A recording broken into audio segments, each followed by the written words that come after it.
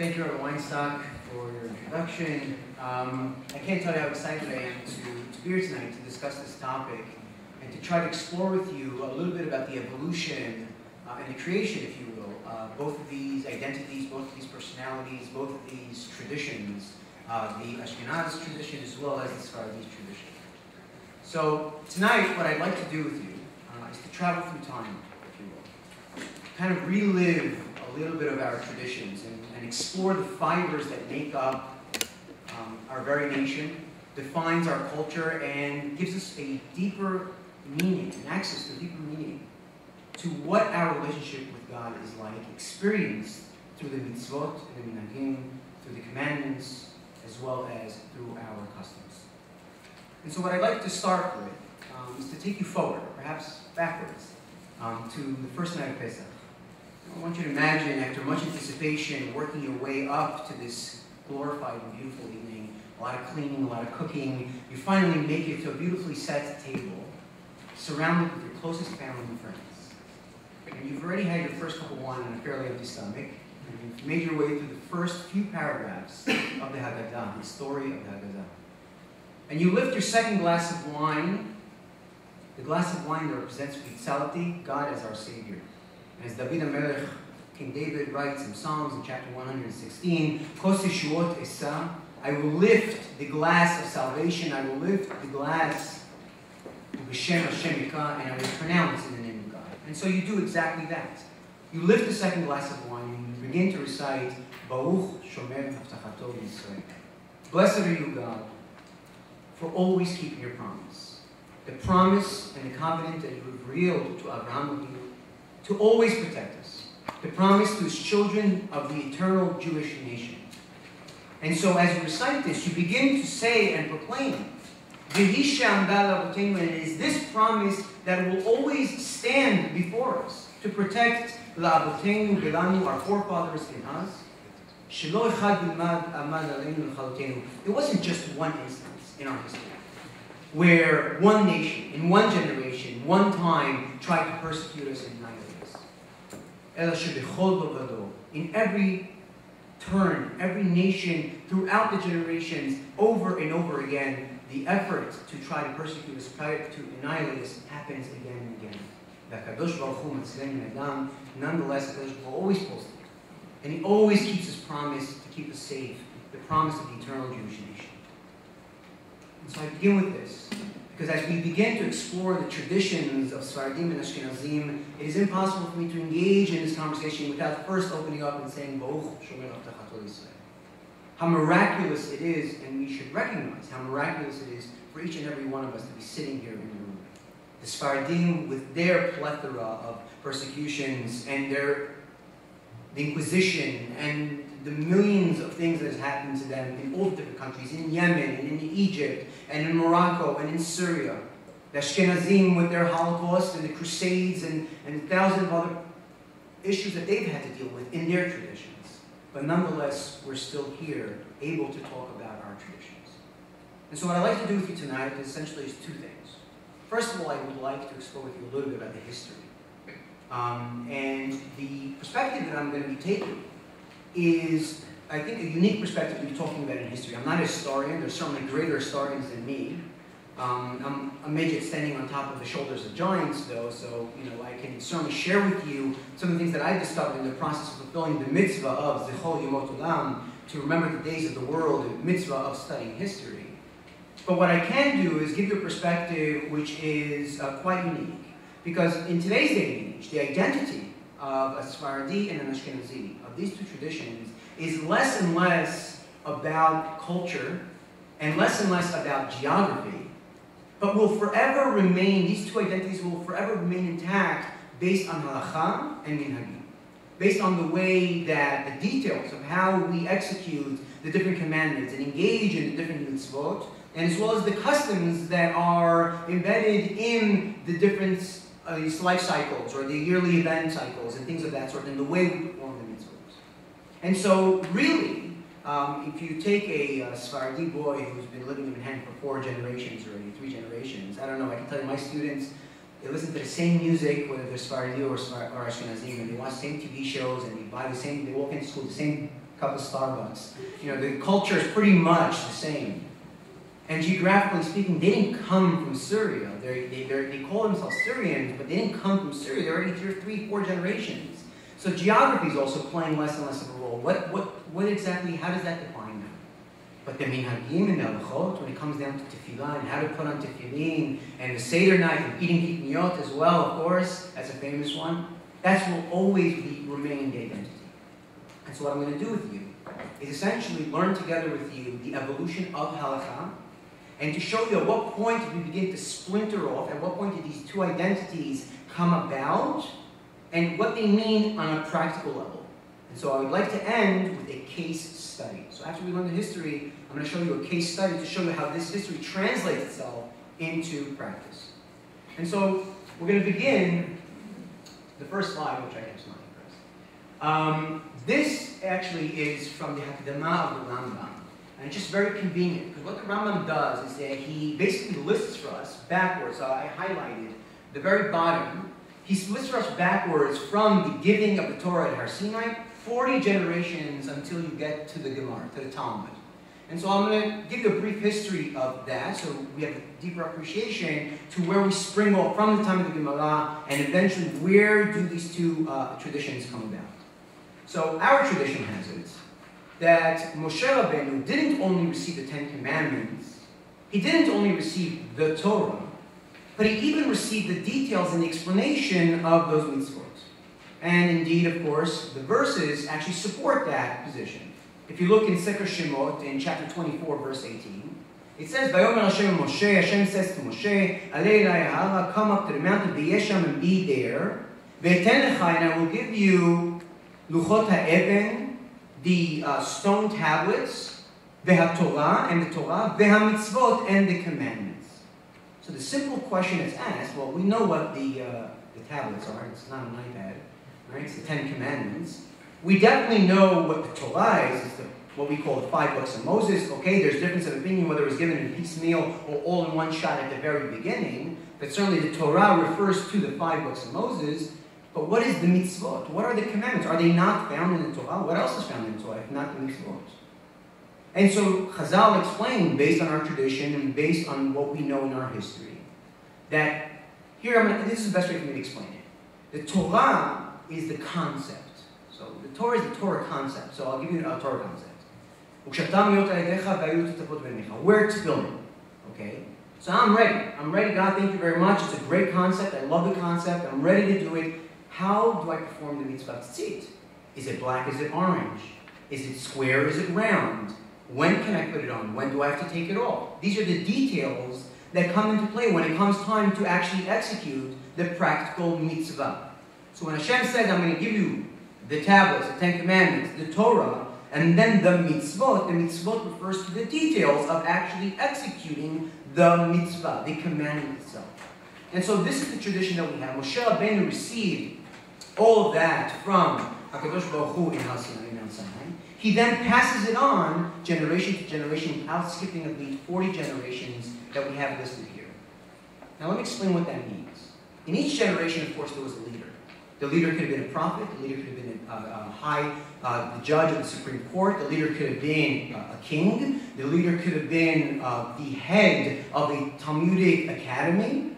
But it's not just one person receiving it. It's thousands of people receiving it because it's being taught in the academies. It's being taught to the masses, distributed over and over again. And so here I just highlighted a few key points. Moshe Rabbeinu receives it from the Great One.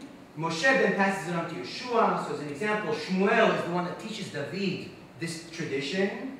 Shmuel HaNavi teaches it to King David. King David gives it to Achiah. Achiah gives it to Eliyahu, to Elijah. Eliyahu gives it to Elisha, and so on and so forth. You have an entire section here of what is called the period of the Nevi'im. The Nevi'im, which pretty much ends right around here where you're dealing with Ezra, who passes it on to Shimon HaTzadik. This is when the Second Temple is already destroyed in 70 CE. This is exactly the era that we're going to be entering when we kind of move into this section, which this section essentially is the section of the Tanaim, the time period of the Tanaim. The Tanaim's main focus was essentially to develop the Mishnah, the Midrashim, the Braitot, Tosefta. And after you finish with them, for example, Rabbi Shimon received it from Hillel Shammai, Rabbi Yochanan and Shmuel from Rabbeinu HaKadosh. Rabbeinu HaKadosh is the one that edited and canonized, if you will, the Mishnayot themselves. You then go all the way up 40 generations until you get to Rav Ashi and Rabbah, where you have the Talmud itself. The period that we're going to be looking at is, where it starts to get interesting, is in the time of the Geonim.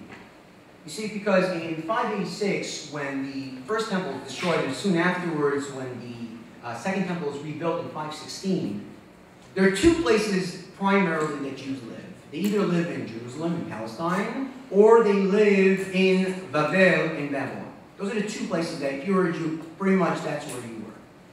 And what ends up happening at this point, and especially through the Gonim era, which is about a 450-year era, is, first of all, the Gonim were able to reestablish the two greatest Talmudic academies, one in Surah and the other one in Pumbedita. And the Gonim's task, first and foremost, was to explain to people this vast information that they now received, the Mishnayot and the Gemarot, the Talmud and the Mishnah that they received, whether it was in Yerushalayim, the Talmud Yerushalmi, or the Talmud Bavli that was developed in Babylon. Their job was essentially to explain it to people. And so what they mostly did was, the Gaon, who was the president, the leader of the academy in Surah, or the leader of the academy in Pumbedita, they were dealing a tremendous amount with letters. People were sending them letters from everywhere. Explain this Gemara to me. You know, what a student is able to ask his Rebbe in the front of the classroom today and give him answers to. In those days, they were sending questions to the Gonim. Explain this section to me. Give me this analysis. Explain to me what the halacha would say in this situation. And it became such a need that, as a matter of fact, the Gonim would spend 2 months out of the year doing Yarchei Kala. What is Yarchei Kala? They would spend 2 months out of the year where they would not only invite the local scholars and students, but literally students and scholars from everywhere, to come and spend 2 months in Babel to discuss the 10 months worth of questions that they received, that they had to deal with, and kind of give over that information. And so, it's not exactly a scientific term, but I'm kind of splitting up this shift from a period or an era of what. What are the mitzvot? What are the subjects and the topics that need to be discussed? And that's what the Mishnah and Talmud, and of course the Torah, kind of fleshes out. And now we're essentially entering into an era of understanding. Like, help me understand it better. And so that's what the Gonim do in that era. Just to give you a geographical context, Babel would essentially take what is in modern day Syria, Jordan, Saudi Arabia, Yemen, and just literally this entire section, Kuwait. This would be Babel in those days. Israel, tiny little Israel right there, of course. And these are the two places where the Jews live. So it's really, geographically speaking, it's kind of centralized. It's in one area out of the continent. It's really in one area that the Jews are living after the destruction of the temple, during the second temple, and certainly after the destruction of the second temple in 70 CE. The reason it's important to talk about this history is because at earliest, historians attribute the birth and the creation or the seeds of the Sephardi versus the Ashkenazi traditions to being descendants of either the Babylonian Jews or the Palestine Jews. And the reason they say that is because they took notice over hundreds of years the pattern of migration of Jews from Babel versus the pattern of migration of Jews from Israel, from Eretz Israel. So the way that they were able to track it is that the Jews that lived here in Babel would travel through North Africa, and of course, like leaving cookie crumbs, So some people made it through, some people kept going, some people stopped, in Egypt, didn't make it too far. And it depended, of course, on opportunities, and maybe they had family there ahead of time, and so on and so forth. But you see a tremendous amount of migration through Egypt, Libya, Tunisia, Algeria, Morocco, through the Strait of Gibraltar, and eventually, when we get to the beginning of the Middle Ages, and certainly in the midst of the Middle Ages, most of the Jews find their way into Spain, and as a matter of fact, that is the definition of Sephardi. Right? Sfarad, meaning being a Spaniard from Spain. And that's the original definition of the word Sephardi. Of course, today, it no longer means that, it means descendants of. Just to give you a perspective, in the Middle Ages, 90%, some say even over 90% of all Jewry were Sephardic. Today, it's exactly the opposite. 90% of world Jewry are Ashkenazim, and Sephardim are 10%. So literally, the tables have completely turned topsy-turvy. We can talk about why that is. That wouldn't be my expertise. You might want to ask someone, a sociologist, an historian, to kind of get a perspective on that. But certainly, we know that the patterns of migration is that they ended up in Spain versus the Jews who lived in Israel. They traveled through the Mediterranean Sea into Italy. Some stay in Italy, but many continue traveling into this section, into France, into the Holy Roman Empire, or Germany, if you will. And as the Middle Ages progress and go through, they even go further east into Poland, into European Russia, and so on and so forth. And so therefore, these are the two places that are attributed to be the origination, if you will, of both of these traditions, the Sephardi tradition, as well as the Ashkenazi tradition. I'm going to fast forward a little bit. I'm going to go to the 700s, to the 800s, to the 900s. At that time, like I said, most Jews ended up in Spain, but the city that was the hotspot, the city that was the place to be, was Cordova, Spain. It was the spiritual center, it was the cultural center, it was the academic center, it was the place to be, period. And so just to give you an idea of some personalities I'm talking about, which will also kind of tell you the story of the migration, you have a personality, for example, such as Dunash ben Ibrat. Dunash ben Ibrat remains an important figure until this very day because he was a leader in developing the laws of grammar, linguistics, poetry, liturgy. I mean, you wouldn't have personalities either like the Ibn Ezra or the Rabbeinu Tam, both on the Sephardi side or on the Ashkenazi side, that would have been able to do what they do, or Yehuda Levi later on, without having a personality like Dunash ben Ibrat. Dunash ben Ibrat is one of those families that kind of got stuck midway. They left Babel, went to Fez, Morocco, and Dunash himself actually goes back to Babel to study by Rav Sadia Gaon.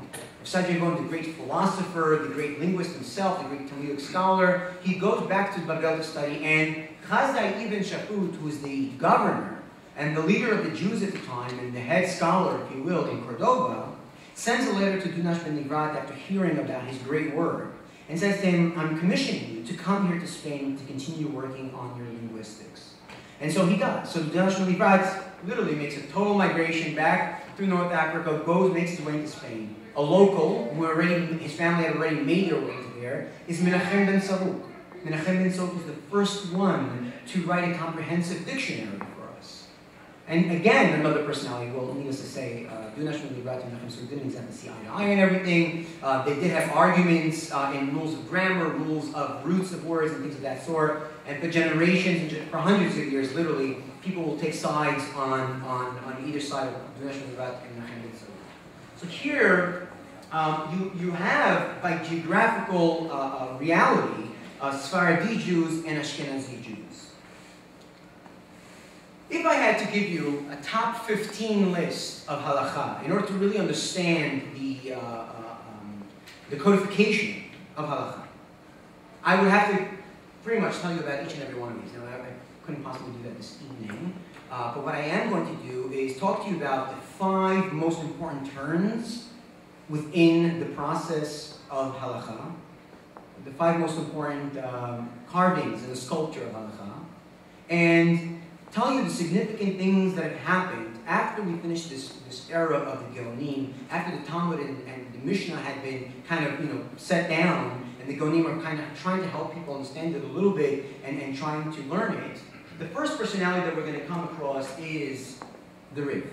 With the Riv, which his name is Rabbi Yitzchak ben Yaakov El-Fasi. The reason he's called El-Fasi is because he's attributed to be a Fezian from Fez, Morocco. Now, he wasn't born in Fez, Morocco. He was actually born in Alcala and in Algeria in 1013.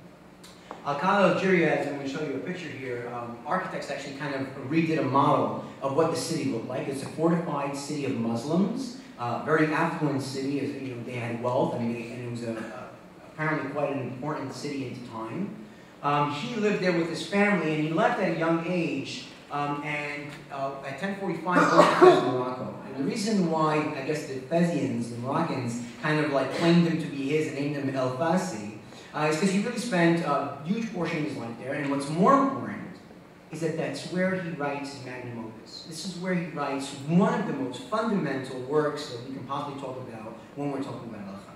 And that is Hilchot Hariv, or sometimes known as Shas Katan, the small Talmud. The reason for it is because he's the first one to actually codify the Talmud. The Talmud has long conversations and exploring topics and going back and forth and bringing proofs and maybe it's this, no, maybe it's that, and so on and so forth. Okay, so what's the bottom line? At the end of the day, what is the bottom line? Give me the code. Give me the bottom line.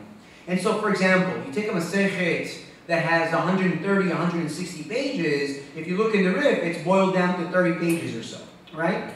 And the reason for it is, first of all, because he's codifying it. So he's taking it and he's concentrating it. He's giving you the bottom line results. In addition to that, so concerned is he with the code, in other words, with the actual practical execution of the concepts of the Torah and of the Talmud, that he doesn't even bother to code the laws that pertain to the temple, say, or sacrifices, things that weren't relevant to someone living in the 1000s or 1100s in the diaspora. So he codifies, he goes to Talmud, filters, first of all, the things that aren't relevant for code, the things that are theoretical, and he only takes the bottom line of the things that are relevant for Jews in the diaspora. After 40 years of living in Fez, Morocco, he gets into political problems. Somebody makes a big problem for him because he was an Ish Emet, and he judged against one of the richest people in the community at the time. He didn't really like that. He made problems for Rafasi. Rafasi was forced to leave, but Kadosh Baruch Hu works his wonders. And Rafasi goes and lives in Lucina, Spain, for the last few years of his life. In 1085 to 1103, Kadosh Baruch Hu, with his plans, knew that that's actually where he's going to give us the second greatest contribution.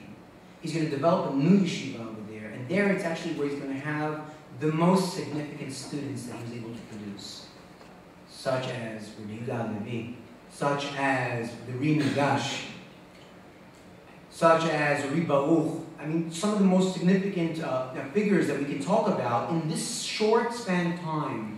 This is where he produces his most significant students, who themselves then end up contributing a tremendous amount to the process of halacha. This is actually a picture of what's left today. So that's how they're able to reconstruct and figure out exactly what the city must look like in Akala, in Algeria. Basically, in the same time that the Rif lives, you have, of course, Rashi. Rashi, who lives in Troyes, France. Between the age, he lived for only 65 years, so he really lived a short life. 1040 to 1105. I'm sorry? It's not so short in those days. Oh, okay. I mean, I'll tell you why it's short in a moment. I don't mean it as in in comparison to the rest of the population. I meant it's short as in what he's able to accomplish in that amount of time. First of all, you have to understand that he literally lives through some of the worst crusades, such as the People's Crusade. He lives through torture in his lifetime, and somehow he survives. He has to travel. I'm sorry? Was he tortured? No, he himself was not. His communities, his family members. So the time period wasn't a... Listen, at the end of the day, the reason why we are able to accomplish a tremendous amount is nobody's chasing after me. And I don't have to hide in my basement, and I can go home, sit on my computer, and prepare my shiurim, and come the next day and do it, and so on and so forth. Without that peace and quiet, how does somebody accomplish anything? Forget emotionally, I'm just talking about time, and accessibility, and so on and so forth. So it's tremendous amount. He has no sons, but 3 daughters, Yocheved, Miriam, and Rachel. Rachel marries Rabbi Eliezer, but they get divorced, so nothing much is produced from that marriage. But Miriam, who marries Rabbi Yehuda ben Natan, and Yocheved, who marries Rabbi Meir, first of all, Rabbi Meir and Rabbi Yehuda ben Natan themselves become the first of the Baalei Tosafot. I'll explain what that means in a second. But the significant Baalei Tosafot that come are actually all their children become these incredible scholars. The Rabbeinu Tam, the Rashbam, the Rivam, the Shlomo, Rabbeinu Yom Tov, Rabbeinu Shimon, Rabbeinu Eliezer. I mean, these are tremendous personalities. And so, what Rashi concerns himself with is the clarification of the Talmud. I mean, literally, almost word for word, line by line, in the Talmud. He writes a commentary, all Chumash, of course, we know, on the 24 books of the Tanakh. He writes a commentary on all of Mishnah. He writes a commentary on all of Talmud. Tremendous amount. I mean, just to study all that, forget being able to write a commentary. And he's the first one. Well, it's not exactly fair because Rabbeinu Hananel, the Sephardi figure, kind of does it a little bit, but first one who really does it to the extent that Rashi does it, where almost line by line, word for word, explains it and makes it as clear as possible. And what that does is, For the first time, the Talmud and the Mishnah is accessible to everyone, not just to the great scholars, but with Rashi you can learn it, anyone can learn it. And we literally do. I mean, 5-year-olds are learning Chumash with Rashi, right? So he explains, what do his son-in-laws and grandchildren do? They take it to a whole new level. They start explaining it, but they develop a rigorous, sophisticated form of analysis, where they start peeling away even more and getting deeper and deeper into the meaning, into the concept of the themes and ideas that are in the Talmud. Not only that, they start connecting dots for us. Rashi is very concerned on the page right here, right now, primarily is where he's explaining it. What Tosafot will do is, well, if there's a Gemara, if there's a section in Masechet Yuman, if there's a section in Masechet Shabbat that somehow correlate or deal with each other, or contradict each other, they are reconciled, they will connect the dots, that's exactly what they do. And so I would say that the Ashkenazim, in France and in Germany as well, because some of them move, their biggest contribution is the clarification and this development of this rigorous analysis. As a matter of fact, most of the greatest scholars that we have in the Middle Ages from Sephardi, from Spain, traveled for a time period to Germany and France to study in the yeshivot of the Baalei Tosafot to learn this martial art. You know, what is this? You know, how the way that they're able to develop and to analyze it. But in the process of clarifying it, of course, you end up always having some codification that comes out. They're not concerned with codification, but they're giving their own opinion, their own bottom lines in the process of explaining to the Gemara. And so a lot of the halachot that the Ashkenazim are going to have is going to be based on how Rashi explains the Gemara, or what the Baalei Tosafot add, or how they say it. The next piece, the next term that we of course have to take into consideration is Maimonides, the Rambam. Just briefly, the Rambam lives in 1135, passes away in 1204. Brief history of the Rambam. The Rambam, born in Spain, but southern Spain at the time, in the middle 1100s, is not exactly the best place for a Jew to be. Him and his family, they kind of run away. They make it to Fez, Morocco. He himself ends up in Akko, in Israel, and then eventually lands in Cairo, Egypt, which there he's finally able to really make a contribution. He writes his magnum opus, of course, his greatest work. It's very simply the Mishneh Torah, or the El Chazakah. What the Rambam does is revolutionary, because while the Rif had already codified, if you will, the Talmud, the Rambam codifies the entire Talmud, meaning even laws that pertain to the temple and to sacrifices and everything, literally everything, from A to Z, he codifies it all. But not only that, he's original because he reorganizes it in a more accessible way. You see, unless you were a scholar, like the Rif, you wouldn't know that, for example, let's take an example. You want to know the halachot of Shabbat, right?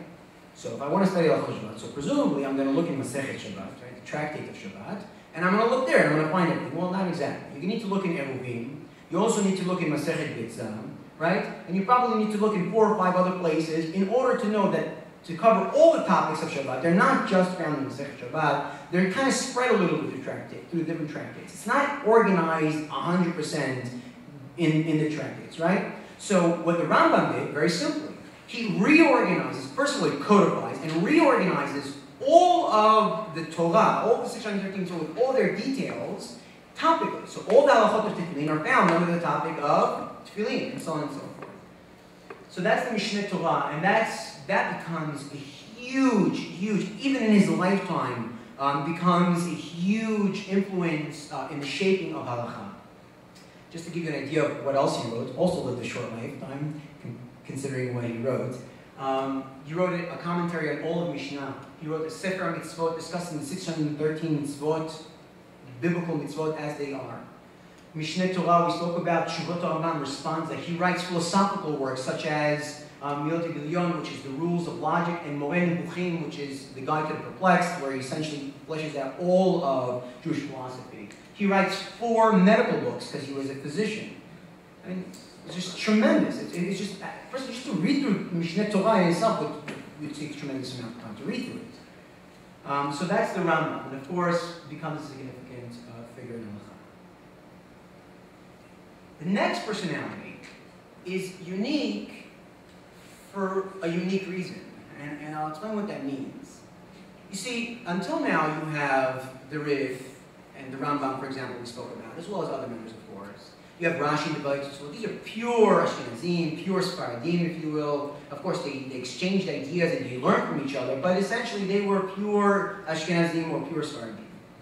The Rosh, Rabbeinu Asher ben Yechiel, was a unique person. And the reason for it is because he's like as Sephardi, as Ashkenazi boy as it gets. He Worms, Germany, and then, eventually, as a matter of fact, in Worms, Germany, eventually what ends up happening is because under Emperor Rudolf I, in 1286, he basically dictates like a crusade. And things get just awful, and he has to run away. And you have to understand the Rosh, by the way, is a descendant of the Balei Tosafot. So he literally is the great-great-grandchild of Rashi. I mean, he's as Ashkenaz as it gets. He learns by Maharam in Rothenburg, which is as an Ashkenaz, a Talmudic scholar as it gets. And so here he is in Germany. He has to run away. He runs to France. And his Rebbe also tries to run away. Maharam Rothenburg, the famous story, he actually gets caught by the authorities and actually lives the last 7 years of his life being tortured in jail and dies there. The Rosh was more, lucky, and makes it from France to Toledo, Spain. So here you have this great scholar, Ashkenazi scholar, complete Ashkenaz, spoke the language of Ashkenazim, finds himself in the culture center of Sephardim. I mean, this is worse than walking into Brooklyn Avenue S, right off of Poland, okay? I mean, it doesn't get worse than this. But you know what? He's accepted with arms wide open. His reputation preceded him tremendously, and the Rosh is accepted with arms wide open. He teaches himself Spanish completely, becomes the community rabbi, the head of the court, the Jewish Supreme Court, becomes the head of a yeshiva. That's it. I mean, you couldn't be a more public figure than that. And as you can imagine, in Spain at the time, it's extremely affluent. They're at least as sophisticated as, say, for example, a position in Manhattan. And certainly no pulpit would hire a rabbi that can't speak properly, right? I mean, he teaches himself Spanish to that degree. And so the Rosh becomes a unique person because he's actually the first one that can actually claim to have a total grasp both on the Ashkenazi tradition as well as on the Sephardi tradition. And he then goes on to write the halachot of the Rosh. He codifies all of Talmud, like the Riv, in the order of the Talmud, but he has the advantage of being even more current because he takes into consideration the Talmud, takes into consideration the Tigyonim, takes into consideration the Riv, takes into consideration the Rambam, Rashi, Balei Tosafot. So he's contemporary, he's up to date. And he codifies the Talmud with being up to date as much as possible. His son, Rabbi Albo ben Asher, he has 8 children. Of the 8 children, Rabbi Albo is the shining star. He's the one that essentially takes his father's position when his father passes away, taking over the yeshiva, becoming a judge. He writes Piskei Harosh. What's Piskei Harosh? His father has kind of summaries of the Talmud, codification, but they're still kind of, they're short summaries, but they're still long-ish, right? So he kind of makes it into real bottom line, extremely like a bottom line. He then takes that, blows that back up, and writes what we know as the Arba'at Turim, the 4 columns, right? The reason it's called 4 columns, it's actually 4 books, although printers today kind of tend to print in 18 books because of all the different editions, but really it's just 4 sections, 4 books. He takes the halachot of the Rosh of his father, and which obviously is primarily Ashkenazi, right? And he reorganizes it also in a very user-friendly way. So for example, Orach Chaim, right? Which is, if you look in Shulchan Aruch, it's exactly how it's set up, right? Orach Chaim, this section will discuss things from day to day, like wearing tefillin, putting, davening, Shabbat, Yom Tov, the ritualistic aspects of Judaism. Yoreh De'ah deals with, for example, with kashrut, dietary laws, and things of that sort. How to slaughter, how to do all the things that fall into that category. Even Ezer, men and women, marriage, divorce, contractual issues between men and women. Choshen Mishpat, laws of damages and property and civil law and so on and so forth, right? So he really organizes by topic, and of course within there are sections. The reason this is significant is because when we get to the next main figure, which is Rabbi Yosef Karo, the author of Shulchan Aruch, which is our halacha sefer till this very day. So Rabbi Yosef Karo, who lives 1488 to 1575, he lives through the Spanish Inquisition. His Sefer, the Shulchan Aruch, becomes the code book for the rest of history of Jews as we know it today. Now I'll talk to you about Rabbi Yosef Karo just a little bit. Rabbi Yosef Karo was born in Spain. Eventually he has to move. He ends up in Tzfat in Israel, in the northern section of Israel. He is really on the surface a super rationalist. And the reason I'm saying that is because if you look at the works that he composes, first and foremost he writes the Kesef Mishneh, which is a commentary on all of the Rambam. In addition to that, he takes the Tur. Instead of writing a different halacha or writing the halacha on the Rambam, he chooses the Ashkenaz codification, the Tur, and writes a commentary on it, on the known as the Beit Yosef. This Beit Yosef is then translated into the Shulchan Aruch, and he organizes it exactly like the Tur. The idea here is finally what we're having is a centrality where everyone can come to one place to find their halacha. And that's exactly what we're doing. But Beit Yosef is still a Sephardi. But it's amazing that as he's like the master codifier, and he's the rationalist writing a commentary on the Rambam, he also produces a work called Nagid Mishalim, which essentially is a journal of notes that he took from lessons that he learned from an angel that would visit him every night in Tzfat. So a great Kabbalist as well, but somehow was able to kind of differentiate these two things. As a matter of fact, it's less than a half a dozen times, I actually did this research. It's less than a half a dozen times that you will find in all of Beit Yosef the word Zohar. Even less than that, the Ari.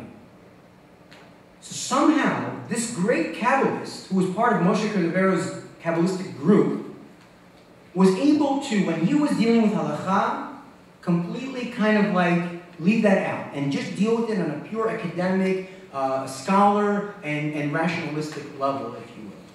And so, Rabbi Yosef Karo, you couldn't speak about him, and this is the end, and this is where we really start to formulate what we know today as Sephardi and Ashkenazi. At the same time that Rabbi Yosef Karo lives and produces the Beit Yosef, an entire commentary on the Tur, you have someone named the Ramaz, Rav Moshe Isserles. Rav Moshe Isserles lives in Krakow, Poland. He is one of the greatest Ashkenazim scholars that Ashkenazim have in their history. He actually really lives a short life. It's interesting because both him and Rabbi Yosef Karo lose their lives at a very young age. Moshe Isserles' wife dies at the age of 20. I mean, life was tough. I mean, it really was tough. Besides living through the Inquisition, that wasn't enough, with everything else. Moshe Isserles, not knowing, because it's not 2013 and people don't put up on blogs, I'm working on Beit Yosef, right, and send it out on Twitter. It doesn't happen. So Moshe Isserles, as a matter of fact, is working on the same kind of work. He writes the Darkei Moshe, which is an entire commentary on the Torah. But guess what? Rabbi Yosef Karo beats him to the punch, prints the Beit Yosef. Moshe Isserles gets a copy of the Beit Yosef, sees what a phenomenal work it is, and decides to kindly shelve his work and refuses to print it. He says, why should I print another book and create another split? So what does he do? He simply prints, at the bottom of the pages, you'll see Darkei Moshe, a few lines, where he differs a little bit, or where Rabbi Yosef Karo, of course, codifies it against the Ashkenaz, halacha, or minakim, he'll simply point out, yeah, but the Ashkenazim do this. That's it. So what was an entire commentary on the Torah, he does away with it for the sake of, again, consolidating, and just writes the Darkei Moshe on the bottom, little tidbits, if you will, of where it differentiates. Rabbi Yosef Karo translates the Torah into the Shulchan Aruch, which is the bottom lines of this entire commentary, the bottom lines of codification. And what is it called Shulchan Aruch? It means a set table. It's like set before you. Here, come eat. It's available. The halacha is available for you. Just come and look at it. It's available. It's done. Been done. The work has been done for you. So what does the Rav Moshe Isserles write? He writes a parish called the Mapa, which means the map, the tablecloth on top of the table.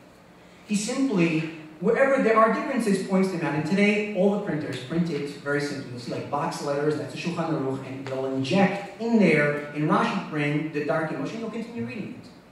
And Rav Moshe Isserles doesn't always come to argue. Many times he just comes to clarify. It's actually fascinating when he quotes the Beit Yosef to clarify the Beit Yosef. right? So I mean, he literally, he's just there to kind of help the Shulchan Aruch. He kind of makes himself into the background in his humble way, but here you have in one place, in one book, organized in an accessible, user-friendly way, both Sephardi and Ashkenazi halacha. And so what I'd like to do with you right now is to take this huge amount of history that we spoke about tonight and kind of translate it into a case study and show you how this kind of plays out a little bit.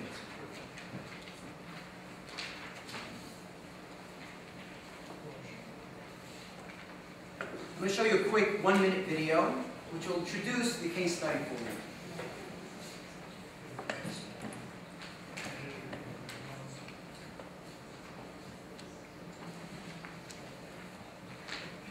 Jews across Israel are preparing for the holiest day of the year, Yom Kippur, also known as the Day of Atonement. Several thousand Jewish worshippers flocked to Jerusalem's Western Wall to hold a Mass Selachot, or forgiveness prayer, ahead of Yom Kippur, when Jews traditionally fast for a 25-hour period, often spending most of the day praying in synagogue. In Tel Aviv, worshippers gathered to conduct tashlik, whereby Jewish believers throw bread into a river to symbolically cast off their sins from the previous year. Jews in Jerusalem's ultra-Orthodox neighborhoods held a ritual of kaparot, which sees men swinging live chickens over their heads to symbolically transfer any sins from the previous year to the chicken. The chicken is then slaughtered and donated to the poor. Yom Kippur is a legal holiday in the State of Israel, with mass media, public transportation, and commerce all grinding to a halt. This is a, the media's perspective, if you will, on. Let me just exit out of this. This is basically, secular Yom Kippur. He barely even knows how to say Yom Kippur, right? And he kind of looks and sees, and that's a time of the year where there's a tremendous amount of minhagim going on. And I told you we would travel through time, and we literally did. We went through hundreds of years. We spoke about Pesach, but now we're going to speak about Yom Kippur. And I'm going to take a case study, and the reason I picked this case study is because it's very short, it's very concise, and I think it represents all the different influences of halacha in it. So here we are. If you look at the sheet paper I gave you, the Torah, written by Rabbi Albo writes, and I translated everything for you, so we'll just simply do it in English, in source number 1. There are places that have the custom to slaughter chicken for atonement, and so this custom is found in the response of the Geonim. It's found in Stop Backing, and he goes on to say that my father, the Rush, certainly backed it up, and that's how it's done. So the Beit Yosef, writing his commentary on this section of the Torah, writes, and I quote from source number 2, even though I heard from many respectable, first of all, he actually brings even more proofs than the Torah himself brings. Right? He says, the Mordechai also did it, and he actually brings even more proofs. Like, I'll help you, I'll even show you that there's a real backing for this custom. And then afterwards, he does his own research. He apparently sent letters, no phone calls, right? But he apparently reached out. And even though I heard from many respectable Ashkenazim that all the citizens of their country had this custom, and I also heard that Rabbi Albo was asked regarding this custom, and he responded that indeed they did have this custom. With all this, I prevented this custom in my city Tzfat, and so it is written that the Ramban forbade this custom because it is too similar to the ways of Gentiles and idolatry. And so the Beit Yosef, before we even get to Shulchan Aruch, we certainly can anticipate when we get to Shulchan Aruch, how will he codify this minhag? Should somebody do this minhag, this custom of kaparot on Yom Kippur? And the answer is, obviously not. He forbade it in his city. He's following the Ramban, right? And even though there's a tremendous amount of source for this custom, the Beit Yosef is against it, Yosef Karo is against it. And so, the Darkei Moshe, on the Torah, points out right away, the accepted custom spread among all of these countries, in other words, his countries, the countries of Ashkenaz, is to do it. Source number 4. Indeed, in Shulchan Aruch itself, he writes, and so it is practiced in all of these countries, and it should not be changed, since it's an old tradition. It's an old tradition, and we should continue to do it. The Shulchan Aruch says, Monim minhag zeh. We don't do this minhag. So here's my question to you. if we were to follow the history and exactly the tradition as we spoke about it, Sephardim should not be doing Kabbalot, and Ashkenazim should be doing Kabbalot. Yet today, everyone does Kabbalot. So what happened? So this brings me to one more facet that I didn't speak about. It really would be a class in itself, but I have to mention it. And that is the influence of Kabbalah, of the mystics, on halacha. We kind of touched on it a little bit. And so if you look in the Magen Avraham, the Magen Avraham writes, so writes source number 5, the final source. So writes the Ari in his book. According to the mystical writings, and the Shlam writes, that the Ari, he saw himself that the Ari would slaughter a chicken at the break of dawn after reciting Selichot, since that is when the attribute of mercy triumphs. Right? So according to Kabbalistic writings, there's backing to this. That's what the Magen Avraham brings immediately on the Shulchan Aruch, right then and there. So it's interesting because Rabbi Yosef Karo, again, like I said, as much of a mystic as he clearly was, even though he, I'm sure, knew the Kabbalistic concepts behind doing Kabbalot, but he felt that where he lived, he felt that it compromised something even greater. Because if it resembled too much the idolatrous ways, and now if you look in the response that the Rashba writes in Shin Tzadik Hey, which is a lot of what Rabbi Yosef bases himself on, apparently the Jewish people would start going a little crazy. They would chop the chicken, they would take the head of the chicken, they would tie to it garlic and put it at their doors, and they started doing weird things. So Rabbi Yosef Karo saw this, he said, absolutely not. As much as this is, I'm telling you it's a family now. He brings himself more proof than even the Ashkenazim bring. He himself brings even more proof to it, but he does away with it. So there are two explanations as to possibly why this minhag became so accepted today. Either one of two things. Either because we don't do the things that they apparently did in time of Yosef Karo, or because Kabbalah in itself had an influence. And I can't end this class without mentioning that today was the Shloshim of Rabbi Albo Yosef. Today was the 30th day since the passing away of one of the greatest giants that we will ever have. Chacham Albo Yosef passed away 30 days ago. And one of his main works in his entire life was to bring back the halacha of the Maran, of Shulchan Aruch. After the Ben Ish Chai, after the Torah of the Ari, a lot of Kabbalistic influence started influencing both Ashkenazim and Sephardi, like the Hasidic groups, and as well as some of the sects within the Sephardi groups. And what Rabbi Yosef fought against is essentially to keep the halacha of Maran pure. Even Rabbi Yosef writes that you should do Kabbalot, right? So it could be that even if you take the mystical influence out of the picture, in today's day and age, this is exactly how it's done. And so I'm going to end with a little bit of a lesson from Kabbalot. It's interesting that the Ramban, who's the one that forbids this, ironically, is actually the one that explains to us what's the concept behind Kabbalot. The whole idea is very simple. First of all, you're giving tzedakah, you're giving charity to the poor, and that in itself is a wonderful atonement thing to do on Erev Yom Kippur. In addition to that, there's one thing, and with this I would like to just kind of leave you with this message. Despite the differences between Sephardim and Ashkenazim in the details of halacha and their customs, what unites us all is that we're all working towards the same one thing, and that is all of minhagim and all of halachot is designed to enhance our observance of the 613 mitzvot. All of minhagim and all of halachot is designed to make us more sensitive to the presence of God in this world. All of minhagim and all of halachot is designed for the purpose of perfecting our observance of the mitzvot and the way that we relate to God. And that's one thing that unites us no matter what. We might have different ways to get to the same goal, but any minhag and any halacha that doesn't fall into that category, upkeeping the 13 principles of faith, or somehow enhancing our relationship with God and the way we perform the mitzvot, is neither a minhag nor a halacha.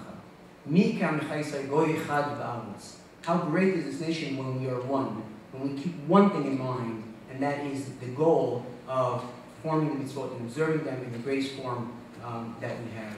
Thank you very much.